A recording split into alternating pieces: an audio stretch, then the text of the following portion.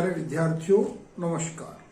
पिछले वीडियो से हम आपको कुछ इम्पोर्टेंट डेफिनेशंस बता रहे हैं, टर्मिनोलॉजी जिसे कहा गया है बायोटेक्नोलॉजी की, जो आपकी यूनिट है 18 नंबर की बायोटेक्नोलॉजी, उसकी कुछ टर्मिनोलॉजी बता रहे हैं, उसकी कुछ टर्म्स, इम्पोर्टेंट टर्म्स बता रहे हैं जो आपको इस चैप्टर को क्रैक करने में हेल्प करेगी। और ये छोटी छोटी सी टर्म्स यदि आपकी याद हो जाती हैं, कंठस्थ हो जाती हैं, तो फिर आप इस चैप्टर को करने में कोई दिक्कत नहीं आएगा। तो जो पीछे बताई थी उनसे आगे की और आज कुछ बताऊंगा।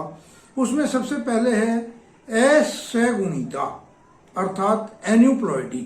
एन्यूप्लॉइडी भी इसे कहते हैं। असगुणिता क्या है? वह स्थिति जिसमें गुणसूत्रों की संख्या में एक या अधिक गुणसूत्रों की ज्यादा या कम हो जाते हैं, यानी टोटल गुणसूत्रों की संख्या है उसमें एक या उससे अधिक ज्यादा हो जाना या कम हो जाना एन्यूप्लॉइडी या असगुणिता कहलाती है।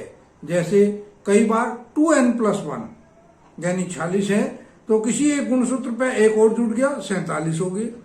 2n+2 उसमें 48 हो गए, या फिर 2n-1 46 में से एक कम हो गया तो 45 ही रह गए। इसको कहते हैं असगुणिता या एन्यूप्लॉइडी। दूसरी इंपॉर्टेंट टर्म है इसमें डिलीशन। उत्परिवर्तन भी कहा जाता है, वैसे उत्परिवर्तन म्यूटेशन को कहते हैं, लेकिन डिलीशन छोटा सा उत्परिवर्तन क्या है? जिसमें किसी क्षारक यानी नाइट्रोजनस बेस, युग्म, जीन अथवा क्रोमोसोम भाग की कमी हो जाती है, उसके भाग में कमी आ जाती है, कहीं ना कहीं कोई कमी रह जाती है। वो उसके क्षारक में भी हो सकती है, वो उसके युग्म में भी हो सकती है, गैमेट्स में हो सकती है, वो उसके जीन में हो सकती है, और वो उसके क्रोमोसोम में हो सकती है। तो उससे जो बीमारी बनती है उसे हम क्राई-डू-चैट सिंड्रोम बीमारी कहते हैं, यानी कहीं भी किसी में कुछ कमी रह जाना, उसे हम डिलीशन या उत्परिवर्तन कहते हैं। तीसरी इंपोर्टेंट टर्म है प्रभावी एलील, डोमिनेंट एलील्स। क्या है प्रभावी एलील?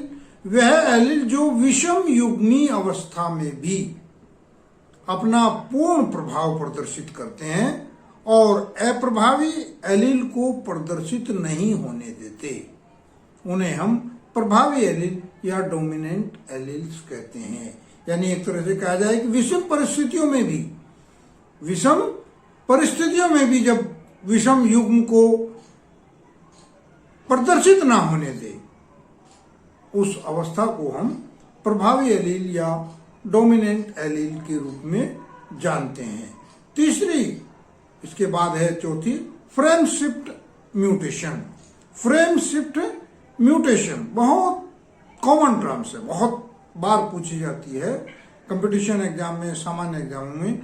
जीन में कम से कम एक अक्षारक की कमी या फिर अधिकता हो जाना, यानी किसी भी जीन्स में किसी एक अक्षर की, नाइट्रोजनस अक्षर की कमी या अधिकता हो जाना, जिससे mRNA का पूरा रीडिंग फ्रेम बदल जाता है।